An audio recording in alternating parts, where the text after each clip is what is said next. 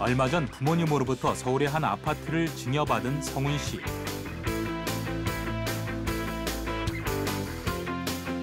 그런데 증여세 신고를 하려고 보니 아파트의 증여재산가액을 얼마로 신고해야 할지 고민이었는데요.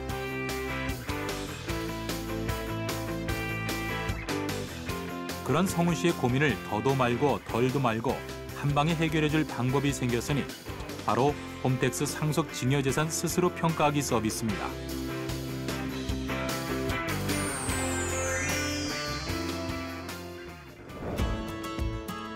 국세청은 납세자가 상속 증여받은 재산가액을 쉽게 확인할 수 있도록 상속 증여받은 재산과 유사한 물건의 매매 사례가액 등을 비롯해 재산평가에 필요한 정보를 최대한 제공하고 이와 연계해 증여세 전자신고도 할 수 있도록 상속 증여재산 스스로 평가하기 시스템을 홈택스에 구축했습니다.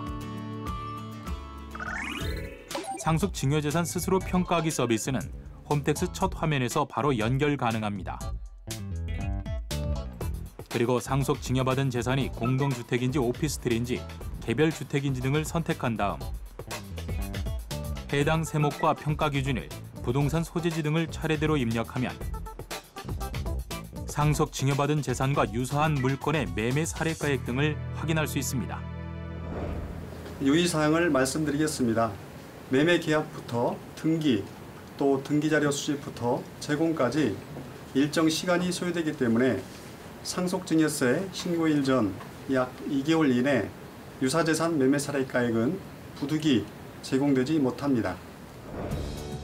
다만 유사재산 매매 사례가액 찾기 기능은 유사한 물건이 있는 공동주택이나 오피스텔에서만 가능한데요.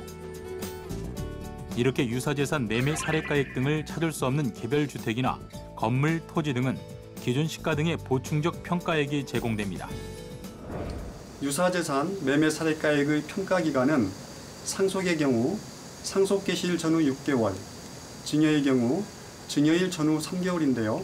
만약 이 평가기간 외에 상속 증여일 전 2년 이내의 기간에 유사재산 매매 사례가액이 확인되는 경우에는 인터넷으로 간편하게 재산평가심의위원회에 시가인정 심의를 신청할 수 있도록 해서 납세자의 성실신고를 최대한 지원하고자 하였습니다. 이렇게 상속 증여재산에 대한 평가 정보는 부동산을 비롯해 상장 주식에 대해서도 확인 가능한데요. 이때 상장 주식에 대한 평가 정보는 상속일 이전 이후 2개월간의 종가 평균액이 제공됩니다. 국세청은 이렇게 상속 증여재산 평가정보 조회를 통해 확인된 증여재산가액으로 바로 증여세 전자신고와 납부도 가능하도록 했는데요. 상속세의 경우 재산평가 외에 각종 공제제도와 상속재산 계산 방법 등 신고 방법이 매우 복잡하기 때문에 현재는 증여세 전자신고 납부만 가능합니다.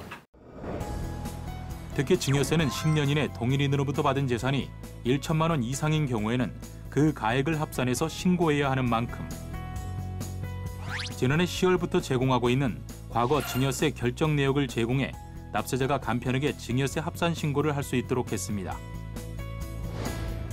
다만 이렇게 상속 증여재산 평가정보 조회를 통해 확인된 내용이 법적 효력을 갖는 것은 아닌데요. 유사재산 매매 사례가액은 상속 개시일이나 증여일에 가까운 매매 사례가액으로 평가해야 하는데 등기자료 수집과 자료 구축 등 시간이 걸려 납세자 신고 당시에 조회되었던 매매 사례보다 더 가까운 사례가 신고 후에 발견될 가능성이 있고 납세자가 기본 정보를 잘못 입력할 수 있기 때문에 법적 효력을 갖지는 못합니다. 이 밖에도 국세청은 국세법령 정보 시스템과 연계해 세법과 판례, 예규 등 다양한 해석 사례를 찾아볼 수 있도록 하는 것은 물론 상속 증여재산의 평가나 전자신고 등의 과정에서 발생할 수 있는 궁금증을 신속하게 해결할 수 있도록 국세상담센터에 인터넷 상담 신청이 가능하도록 했는데요. 아울러 국토교통부 장관이 고시하는 공동주택 가격과 개별주택 가격, 개별 공시지가 조회와 함께 국세청장이 고시하는 상업용 건물과 오피스텔의 기준시가 조회, 그리고 건물 기준시가 산정 방법에 따라 일반 건물의 기준시가도 계산해 볼 수 있도록 했습니다. 일회성 신고와 복잡한 재산평가 방법으로 그동안 세무 전문가의 도움 없이 납세자 스스로 신고 납부하기는 쉽지 않았던 상속세와 증여세.